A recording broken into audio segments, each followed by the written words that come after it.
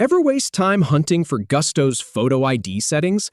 In under 2 minutes, you'll add your backup ID and get verified. We'll go step by step from your profile icon to the verification screen, covering both upload and camera options. Let's start by opening up Gusto in your browser and logging into your account.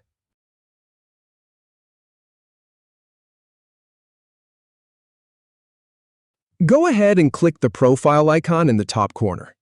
Then, from the drop-down menu, choose Settings.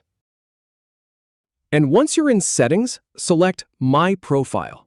Now, scroll down to the Photo ID Backup section and click on it. Then hit that Add button to get things started. Click Begin Verifying to kick off the verification process. You'll see a Select button.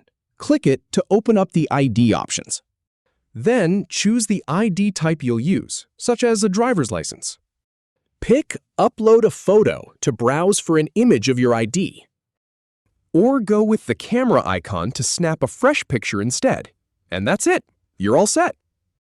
If you have any feedback or if any info is inaccurate, please leave a comment below. We'll do our best to answer or redo the video if needed. Thanks for watching.